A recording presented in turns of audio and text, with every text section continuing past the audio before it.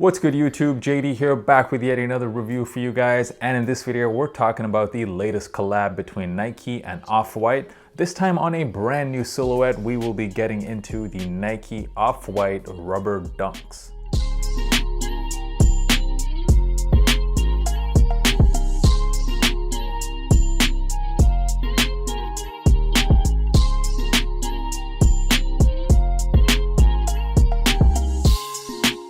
What's good fam, welcome back to the channel. So in this video, I will be breaking down the sneaker. There's definitely a lot to talk about. We'll get into the different materials on the sneaker, where the inspiration of this design comes from. We'll also get into some resale predictions. Has the hype on Off-White kind of died? We'll get into that as well. And as always, I will be giving you guys that on-feet look, so make sure you stick around until the end of the video. So the Off-White rubber dunks, they dropped worldwide on October the 2nd. This wasn't the only colorway. There were 3 colorways that dropped worldwide. This one you see right here is the UNC colorway that dropped exclusively in Europe as well as Canada, I believe. North America got this black and green colorway, might just be the best out of the 3. And finally, Asia got this gold colorway. A couple of days prior to the release, a lot of people actually got exclusive access to this on the Nike sneakers app. I wasn't one of them, but I went on my Instagram and it seemed like pretty much half my feed got exclusive access. I then go on eBay, I check some of my local reselling websites, and there are just tons and tons of ads of people selling these 2 days prior to the release, which made me think that maybe this wasn't so limited after all. I'm not so sure what the stock numbers are, but just based on how easy this pair was to get and how low the resale prices are right now,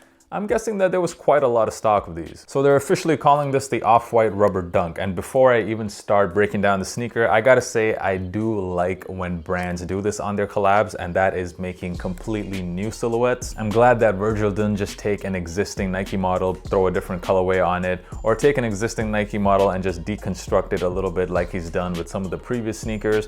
This time we're getting a brand new silhouette, so I just like to see that personally. I always value innovation when brands do it. This sneaker right here is actually a combination of 2, maybe even 3 sneakers. So the upper of this sneaker is actually a Nike P6000. I used to actually own a P6000. I had this red colorway that I actually sold earlier this year because I wasn't really using it anymore. However, I do really like that sneaker. It's a super comfortable sneaker and I've always liked the way it looked. The outsole of this sneaker actually comes from a Nike Dunk Low. However, the one major difference being this air bubble that I'm sure was inspired probably by an Air Max sneaker.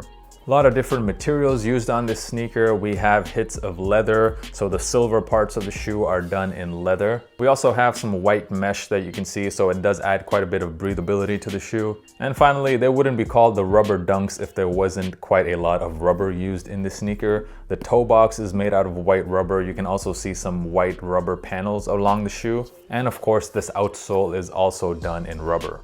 Also, this big oversized swoosh that you see on the shoe, this outline of a swoosh, that is also made out of rubber. We get some signature Off-White hits here with this orange zip tie. The orange zip tie is actually made out of felt this time. We have that signature hit of Off-White detailing with that orange tab underneath the swoosh. We also have some hits of orange along the laces.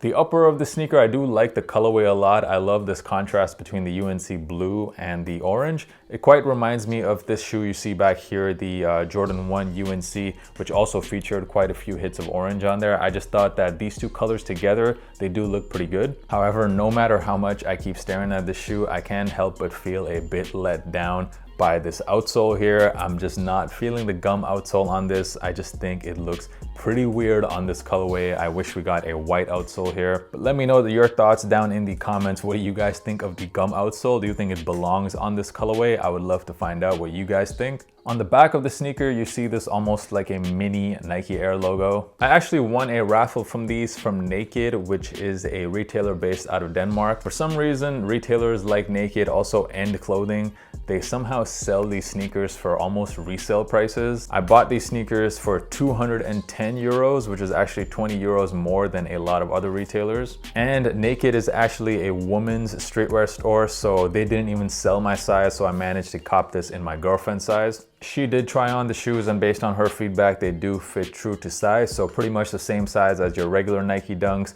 your Air Max 1 size, your Jordan 1 size, whatever that is, they will fit the same in these rubber Dunks. I'm sure a lot of you guys clicked on this video just to get to the resale part. Let's get into that right now. But before we do that, if you haven't already done so, make sure you smash that like button if you found this video useful so far. And if you're not already subscribed to the channel, hit that subscribe button, man. 30K is very close. I might just drop that collection video that you guys have been asking for a really long time.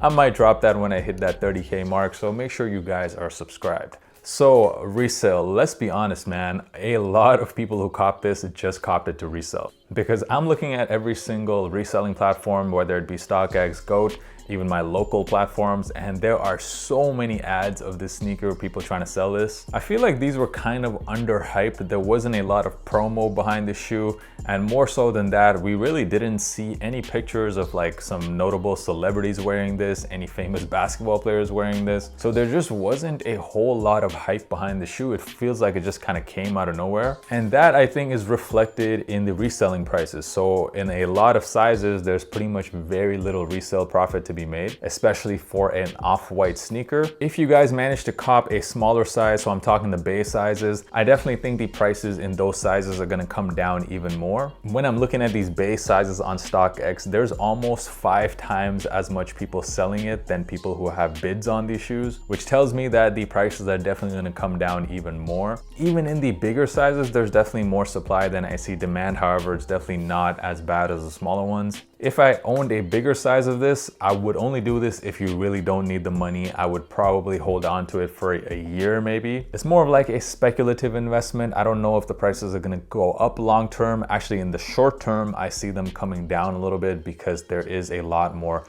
asks out there than bids. In the bigger sizes though, it's not as risky to hold on to these. Maybe the hype will start building up as we see more people on Instagram rocking it, some celebrities maybe rocking it. The shoe seems to be a lot more popular with the guys than the girls. I've yet to see even one pic of a girl wearing this on Instagram. I'm starting to see a bit more guys wearing them. So just to summarize once again, small sizes I will sell right now.